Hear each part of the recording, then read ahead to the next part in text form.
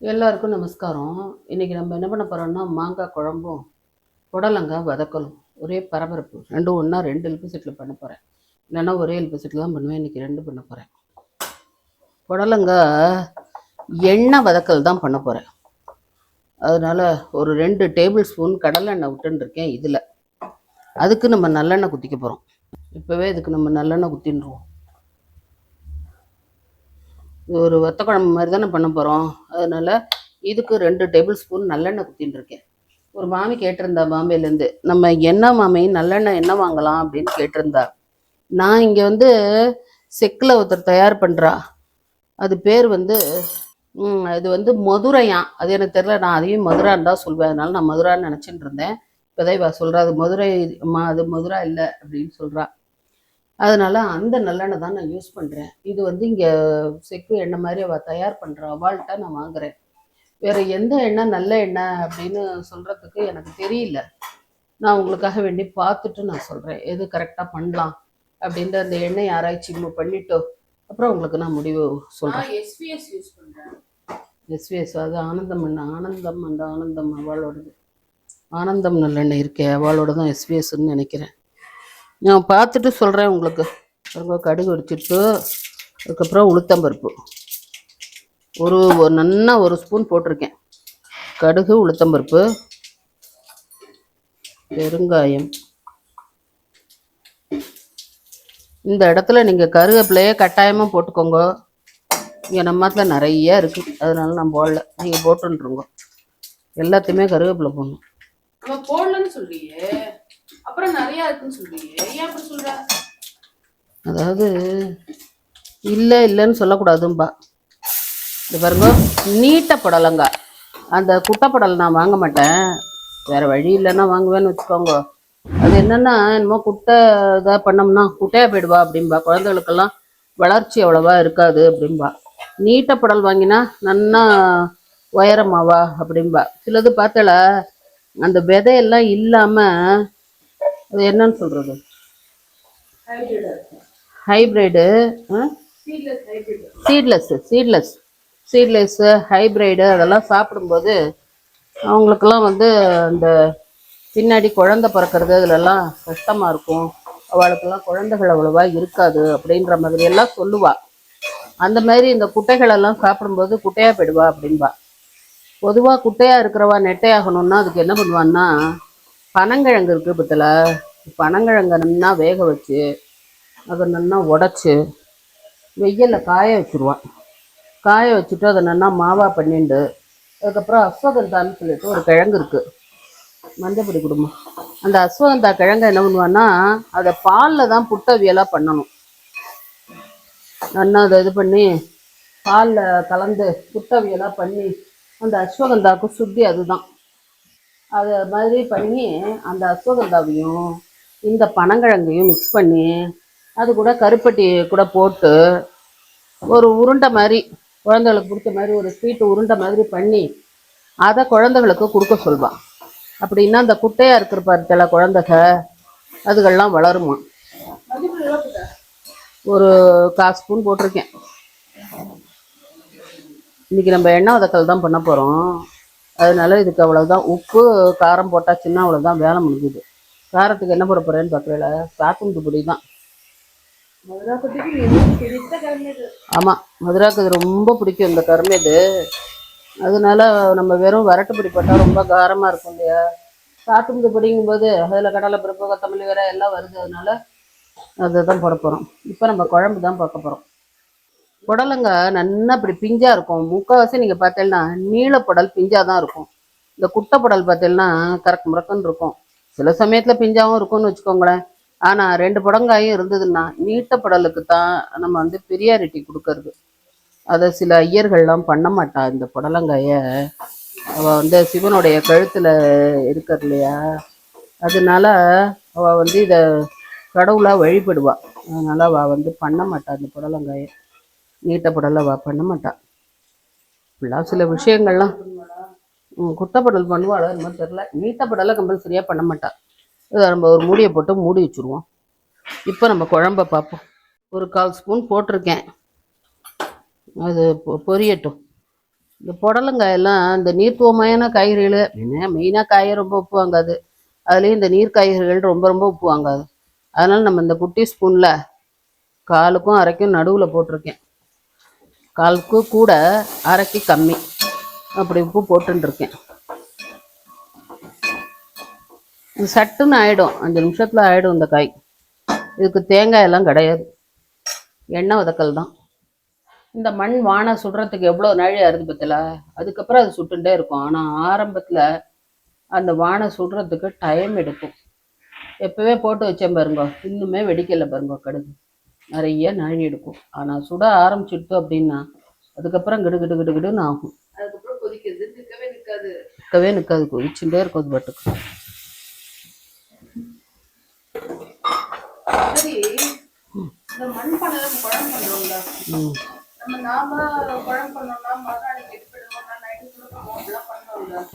மண் பானையில பண்ற மறுநாளைக்கு நைட்டு கூட பண்ணுமா? திருப்பி பண்ணவே வேண்டியது இல்லை. இப்போ காத்தால நல்லா பண்ணி அப்படியே வச்சுட்டோம்னாக்க இந்த மண் பாத்திரத்தில் இருக்கிறது நாளைக்கு கூட பிரமாதமாக இருக்கும். பருப்பு குழம்பே, வத்த குழம்பெல்லாம் இல்லை, பருப்பு குழம்பே மறுநாளைக்கு ரொம்ப பிரமாதமாக இருக்கும். ராத்திரியெல்லாம் சுட வைக்கணுங்கிற அவசியமே இல்லை. மண்ணுக்கு அவ்வளோ ஒரு என்ன சொல்கிறது மகத்துவம் இருக்குது. மண்ணாகட்டும் மாக்கலாகட்டும் அதுகளுக்கெல்லாம் அவ்வளோ ஒரு மகத்துவம் உண்டு. அதனால அதெல்லாம் ஒரு தடவை பண்ணி நம்ம வச்சுட்டோம்னா அது பாட்டுக்கு அப்படியே நல்லா இருக்கும். அதனால தான் அந்த காலத்தில் அவள்லாம் பண்ணி நான் அப்படி. இப்ப இந்த மண் பானையில இருந்து பாத்திரத்தை மாத்தணும்னா மண் சட்டியில இருந்து அது போயிடும். அப்போ அதுக்கு கேரண்டி கிடையாது.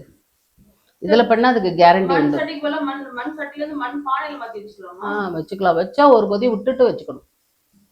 அதை ஒரு கொதி விட்டுட்டு அப்படியே அதில் வச்சுக்கலாம். இந்த மண்ணுன்னா கேரண்டி வேற. அதில் மாற்றியே வர சொல்லுவார் அது இது அப்படின்னா அதுக்கு கேரண்டி கிடையாது. அவ்வளோதான். நான் கேரண்டி இல்லை, அதுவே கேரண்டி. கேரண்டி அதுவே கொடுத்துக்கும். சரி, இப்ப எனக்கு இன்னொரு டவுட். இந்த மண் சட்டி இவ்வளோ சொல்றது தெரிச்சு இதுவாகி இந்த மாதிரிலாம் ஆகாதா? விரிசல் விட்டு இந்த மாதிரிலாம்? அதுக்குத்தான் அதை முதல்ல பழக்கப்படுத்தணும். நம்ம பழக்கப்படுத்துறதுல தான் அது உடையறதும் உடையாததும் இருக்கு. அதை பழக்கப்படுத்தணும். மண் சட்டியவா? இரும்பு தான் பழக்கப்படுத்தணும், தோசைகளே பழக்கப்படுத்தணும். பாரம்பரியங்கள் எல்லாமே பழக்கப்படுத்தணும். பாரம்பரியங்கள் எல்லாமே அப்படித்தான். எல்லாமே சீசனிங் பண்ணணும். பண்ணியாச்சு அப்படின்னா அது பாட்டுக்கு கிடக்கும். எனக்கு என்ன மண் பானையில் தான் அங்கே தினம் சாதம் வடிப்பா எல்லோரும் ஊரில். அது என்ன தினமாக உடையிறது?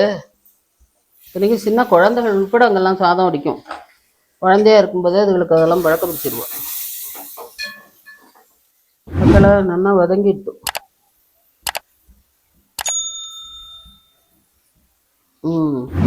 நல்லா மசிஞ்சிட்டு.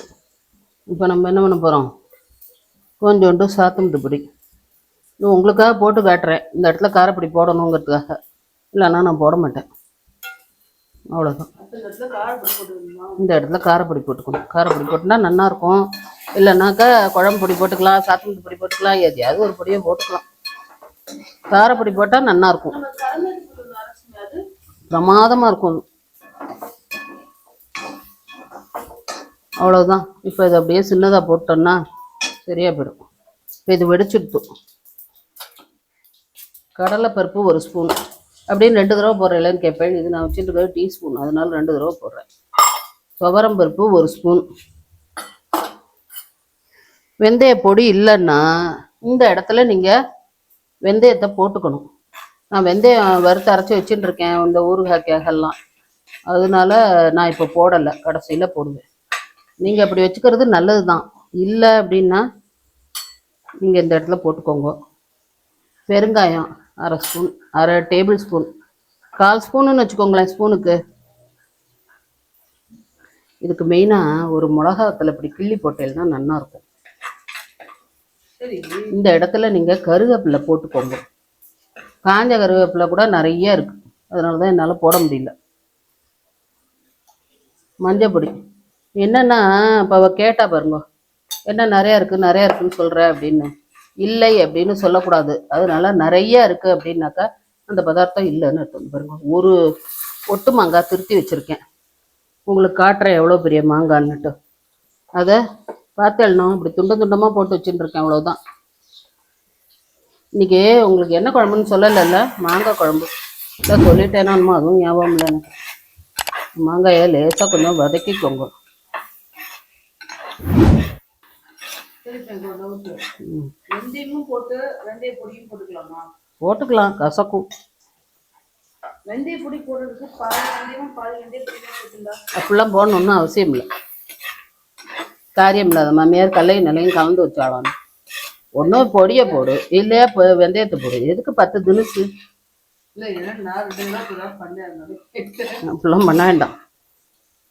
சாதாரணமாக நம்ம இப்படி கொஞ்சம் வதக்கிட்டோன்னு வச்சுக்கோங்க, இந்த மாங்காய் கரையாமல் இருக்கும். இப்போ மாங்காய் மசியல் பண்ணுறோன்னா லேசாக வதக்கிட்டு அப்படியே இது பண்ணிடலாம், ஏன்னா அது மசிஞ்சு கொடுக்கணும். இப்போ நம்ம மாங்காய் குழம்பு தான் பண்ண போகிறோம், அதனால இது மசிஞ்சுக்கணும்னு இல்லை. இப்படி கட்டிக்கிட்டே இப்படி நம்ம வறுத்துட்டு பண்ணினா தான் கொஞ்சம் கட்டிக்கிட்டே இருக்கும். சரி, நான் டவுட் கேட்கணும்.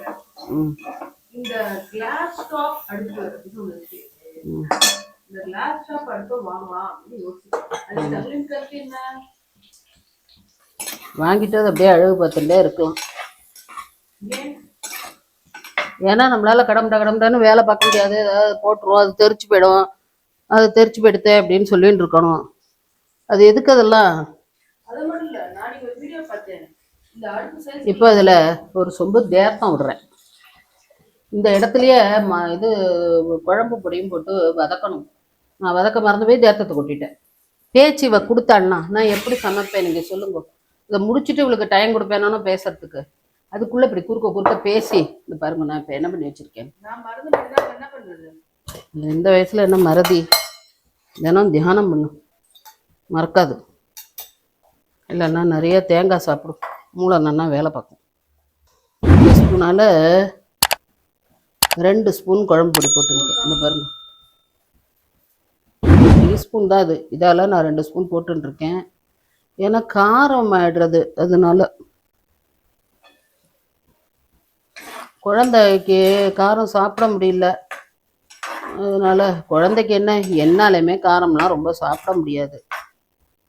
மீடியம் ஏஜில் இருக்கிற வரைக்கும் தான் அதெல்லாம் சாப்பிட முடியாது. அப்படிங்கிறத விட சாப்பிட வேண்டான்னு நான் நினைக்கிறேன். அந்தந்த வயசுக்கு தகுந்த மாதிரி நம்ம நடந்துக்கணும். அதனால நான் 2 டீஸ்பூன் தான் போட்டிருக்கேன். கொஞ்சம் கொதிக்கட்டும். இப்போ என்னென்னா புளி ஒரு துண்டு பாருங்க, எலுமிச்சம்பழ சைஸ் போட்டுருக்கேன். இப்போ நான் உங்களுக்கு மாங்காய் காட்டுறேன் பாருங்க. எண்ணெய் புடலங்காய் வதக்கல் ரெடி. இதை ஒன்றும் தொட்டுன்னு சாப்பிட்லாம், இல்லைன்னா இதுலேயே கொஞ்சம் சாத்தை போட்டு நெய்யை குத்தி இந்த புடலங்காயும் போடணும். போட்டு எப்போவுமே ஒரு காய் சாதம் பிசைறேன்னா காயோட அளவு கூடுதலாகவும் சாத்தோட அளவு கம்மியாகவும் போட்டேன்னா சாப்பிடும்போது அந்த சாதம் நல்லாயிருக்கும். பாருங்க, இப்போது இவ்வளவு காய் எடுத்துக்கிறோன்னு வச்சுக்கோங்க. இப்படி ஒரு கரண்டி எடுத்துக்கிறோன்னா இதுக்கு அரை கரண்டிக்கும் கம்மியாக தான் சாதம் போடணும் நீங்கள். அப்படின்னா தான் இது நல்லாயிருக்கும். இப்போ 2 கரண்டி இருக்குது பாருங்க, புடலங்காய் 2 கரண்டி இருக்கா, இதுக்கு ஒரு கரண்டி சாதம் இதில் ஒரு கரண்டி எடுத்து போட்டு நல்லா பிசையணும். இல்லைன்னா 1.25 கரண்டி வரைக்கும் போடலாம். எல்லோரும் என்ன பண்ணுவா, 2 கரண்டி சாதம் இருந்ததுன்னா அதுக்கு 6 கரண்டி, 2 கரண்டி கரமேது இருந்தால் 6 கரண்டி சாதம் போட்டு பண்ணுவா. அதெல்லாம் உங்களுக்கு அந்த அளவுக்கு டேஸ்ட்டும் இருக்காது, குழந்தைகளுக்கு அந்த சத்தும் உள்ளே போகாது. அதனால எப்போவுமே காயோ கூட்டோ அதெல்லாம் கூடுதலாக போட்டு பண்ணினேன்னா தான் நல்லாயிருக்கும். டப்பா கட்டும்போது குழம்பா இருந்தாலுமே கொஞ்சம் நீர்க்க சாப்பிடும் மாதிரி கிளறி வச்சேன்னா தான் மத்தியானம் சாப்பிடும்போது அது இறுகிட்டு நல்லாயிருக்கும். இல்லைன்னா ஒன்றுமே இருக்காது, வெறும் வெறுக்குன்னு சாதம் சாப்பிட்ற மாதிரி இருக்கும். அப்படியா? அதெல்லாம் பாருங்க, இந்த பாருங்க, இந்த ஒட்டு மாங்காய் தான் எடுத்துட்டு இருக்கேன். ஒட்டு மாங்கான்னு நம்ம பக்கம் தஞ்சாவூர் பக்கம்லாம் ஒட்டு மாங்கான்னு சொல்லுவா, இங்கே வந்து கல்லாமைக்காய் அப்படின்னு சொல்லுவா. ஆமை மாதிரி இருக்கிறதுனாலே அப்படியா? அங்கே ஒட்டு மாங்கான்னு சொல்லுவா இதை நம்ம பக்கம், இங்கே கல்லாமக்காய் அப்படின்னு சொல்லுவா. அப்புறம் உங்கள் ஊரில் என்ன பேரோ அதுக்கு அதெல்லாம் சொல்லுங்க, நான் வேணா கேட்டுக்கிறேன். இப்போ இது நல்லா கொதிக்கட்டும். இந்த மாங்காய் வந்து மாங்காய் குழம்புக்கு இப்படி அள்ளல்லாக தான் இருக்கும், மசிஞ்சு கொடுக்கக்கூடாது. சரி, இதை கட் பண்ணால் முழு மாம்பழம் மாம்பழ குழம்பு வந்து அதுக்கு மாம்பழ குழம்புக்கு பண்ணுற மாம்பழம்னா இருக்குது. இந்த மாதிரி இவ்வளோ பெருசாக இருக்கும். அது அந்த நீல குழம்பு மாம்பழம்னு பேர் அதுக்கு. இவ்வளோ பெருசாக இருக்கும், உருண்டையாக குட்டி குட்டியாக இருக்கும். நம்ம பக்கம்லாம் ராஜாமலம் பக்கம்லாம் வரும், தஞ்சாவூர் மாவட்டத்தில் அது கிடைக்கும். குழம்பு மாம்பழம்னே பேர் இதுக்கு. அவர் நன்னா ஒரு 10 மாம்பழம் போட்டாலும் நன்னா இருக்கும். பருப்பு உருண்டை சைஸ் இவ்வளோ பெருசுக்கு உருட்டி போடுவோமா, அவ்வளோ சைஸ் தான் இருக்கும் அந்த பழமே. அதை போட்டு மாம்பழ குழம்பு பண்ணலாம். நானே மாம்பழ குழம்பு போட்டிருந்தேன், அது டெலீட் ஆயிடுதுன்றா. அது போடவே இல்லை, என்னன்னு தெரியலமா டெலீட் ஆயிடுது அப்படின்னு சொல்லிட்டா. தக்காளி குழம்பு போட்டோமே அதோட எடுத்தது தான் அது போயிடுது. அது சரி பரவாயில்ல, அப்புறம் நம்ம இன்னொரு நாளைக்கு போட்டுப்போம், நம்ம தினம் சமைக்க தானே போகிறோம். இது இந்த குழம்பு பொடி இருக்கு பாருங்க, இது நல்லா கொஞ்சம் பொடி வாசனை போகட்டும். பொடி வாசனை அதுக்கு தான் நம்ம என்னென்னா எல்லாத்தையும் வறுத்தோம் பாருங்க, மாங்காயெல்லாம் வறுத்தோமா, அப்போ அந்த பொடியையும் போட்டு நல்லா வறுத்துடணும். வறுத்துட்டு அதுக்கப்புறமா ஜலத்தை கொட்டணும். நீங்கள் அந்த மாதிரி பண்ணிக்கோங்க. பண்ணும்போது என்ன ஆகிடும்னா இந்த குழம்பெல்லாம் 10 நிமிஷத்தில், அது 5 நிமிஷத்தில் கூட பண்ணிடலாம். ஏன்னா வறுக்கும்போது அதோடைய அந்த வாசனை நல்லா போயிடும். அதுக்காகத்தான் நம்ம பொடியை நல்லா காய வச்சு வெயிலில் வச்சு அரைச்சி வச்சுக்கிறது. பருப்பு குழம்பு பண்ணும்போது வறுக்காமல் போட்டுக்கிறது. இந்த மாதிரி வத்த குழம்பு வெந்தய குழம்பெல்லாம் பண்ண போகிறோம்னா அந்த சமயத்தில் அந்த எண்ணெயில் போட்டு அப்படியே வறுத்துக்கிறது. மஞ்சப்பொடி வறுத்த மித்தலாம் அப்போவே அந்த காரப்பொடியும் போட்டு குழம்பு பொடியும் போட்டு வறுத்துனுட்டு அப்புறம் இந்த ஜலத்தை கொட்டோம்னா லேசாக அந்த ஒரு 5 நிமிஷத்தில் ஆகிடும். அப்புறம் புளியை கரைச்சி கொட்டி உப்பை போட்டோம்னா குழம்பு ரெடி. எப்போவுமே உப்பு போட்டு ரொம்ப நாளைக்கு கொதிக்க ரொம்ப, அதனால தான் நம்ம ஒரு பாதி குழம்பு கொதிச்சதுக்கு அப்புறமா அந்த உப்பை போடுறோம். இப்போ நம்ம வந்து ஒரு 1/2 லிட்டர் ஜலம் விட்டு அந்த புளியை கரைச்சிருக்கோம், அது அப்படியே அதில் குத்த போகிறோம். இப்படி ஒரு அடுப்பில் குழம்பு ஒரு அடுப்பில் காய் பண்ணோன்னு வச்சுக்கோங்க, 10 நிமிஷம் தான் ரெடி. இப்போ கொஞ்சம் கொதிக்கட்டும், உப்பு போடுறேன் பாருங்க. இப்போ நம்ம உப்பு போட்டோம் பாருங்க, குழம்பு ரெடி ஆகிடுது. இப்போ நம்ம ஆஃப் பண்ணிட்டோம். இப்போ ஒரு 1/4 டீஸ்பூன் வெந்தயப்பொடி, வறுத்து அரைச்ச வெந்தயப்பொடி 1/4 டீஸ்பூன் போட்டுருக்கோம். அதுக்கப்புறம் கொத்தமல்லி இலை அது கொஞ்சம் போட்டுருக்கோம். அவ்வளோதான், நம்ம அடுப்பை ஆஃப் பண்ணிட்டோம். அது பாட்டுக்கு கொதிச்சுன்னு இருக்கும். குழம்பு ரெடி. பாருங்க, சுவையான மாங்காய் குழம்பு ரெடி. பாருங்க, சுவையான மாங்காய் குழம்பு ரெடி. அது அப்படியே கொதிச்சு அதுவே கெட்டி ஆகிக்கும். அதனால் நம்ம ரொம்ப கெட்டி ஆக்கக்கூடாது. இந்த பாருங்க, இந்த அளவுக்கு நம்ம வச்சோம்னா போதும். அதுவே இன்னும் ஒரு 10 நிமிஷத்துக்கு கொதிக்கும். கொதித்து அது கெட்டியாயிடும். சரி, நம்ம அடுத்த வீடியோவில் சந்திப்போம். இன்னைக்கு கொஞ்சம் பரபரப்பாக இருக்குது.